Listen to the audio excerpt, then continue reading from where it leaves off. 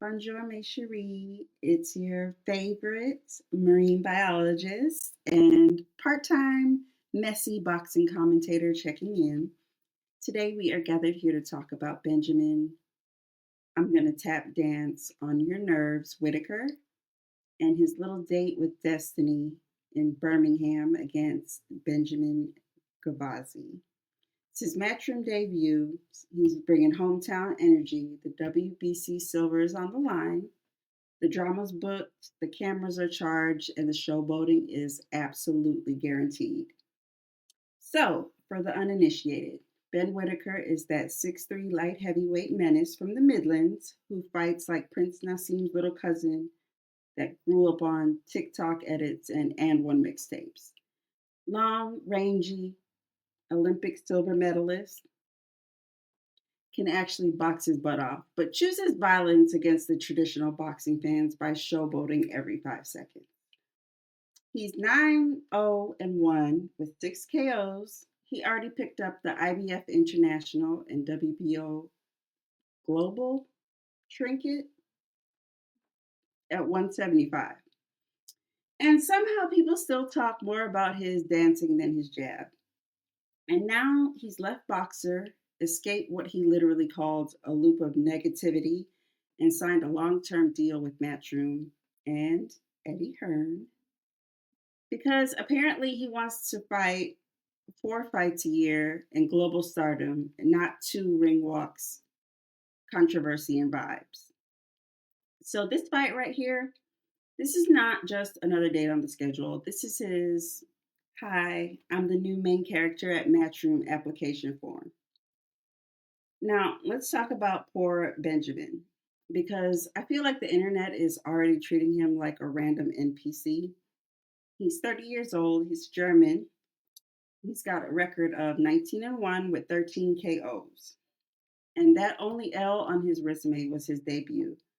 Man said, never again. He lost that one time and he commenced to running up the score like he was on career mode. He's not just an Uber driver. Contrary to popular belief, just because you haven't seen someone doesn't mean they're not good.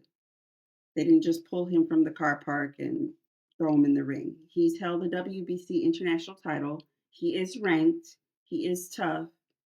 And he throws proper combinations from the little bit I've seen. I ain't go back too far, so I don't know.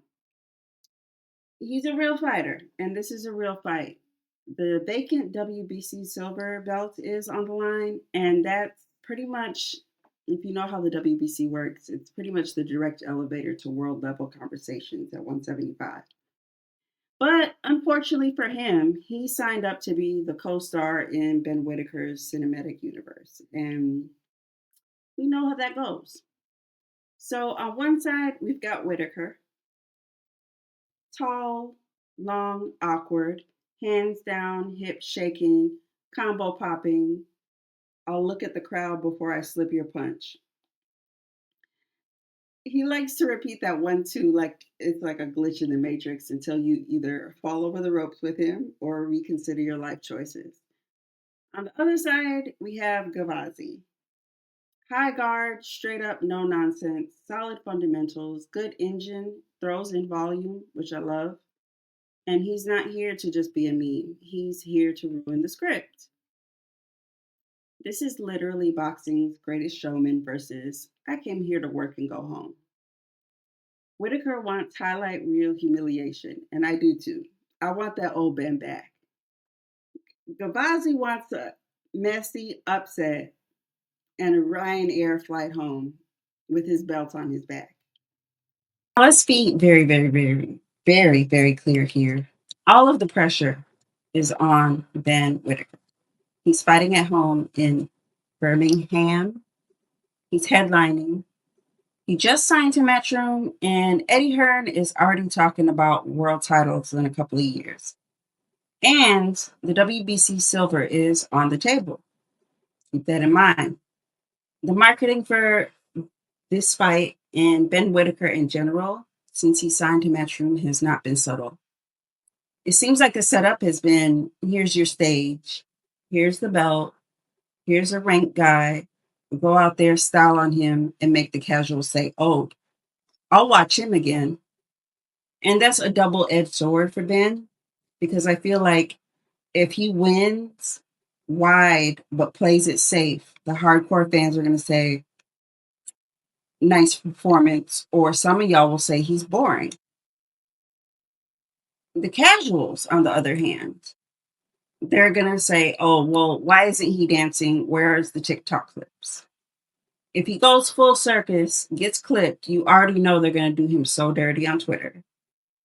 He literally said that he knows he can't please everyone, but he still wants to entertain. And that's a tightrope to walk. Does he chase the belts and the legacy, like you guys always like to say, or does he keep being the viral showman that got him the acclaim from the casual fans that he's gotten? For me, this fight is more about proving that he can do both. So here's my messy but very honest prediction. I'm taking Ben Whittaker by stoppage inside 5 rounds. Now, don't bet anything according to what I say. I don't even bet. Let me tell you, one time I gave my friend all these picks and he hit every last one of them and he won some money. If I would have played all of those, I would, like, every fight would have gone the exact opposite way. So I never bet. But you can bet if you want to. Make sure you bet responsibly. It's haram, so I wouldn't suggest you do it. I'm also thinking he drops Gavazi at least once. Hurts him again, not long after, and then the rep steps in.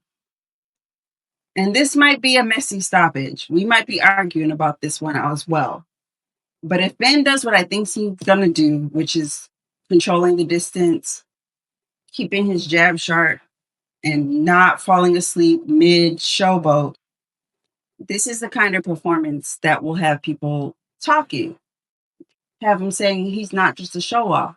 He could actually be a problem at 175.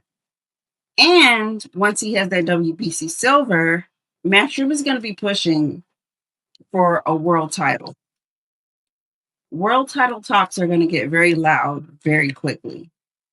Anywho, let me know in the comments what you think. Are you team showboat or are you team take it serious? You're a contender now. And don't lie. If he does go viral for dancing over a knocked out Gavazi, you're still going to hit replay like 3 times.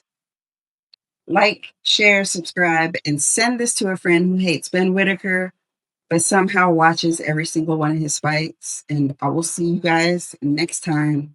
Stay messy.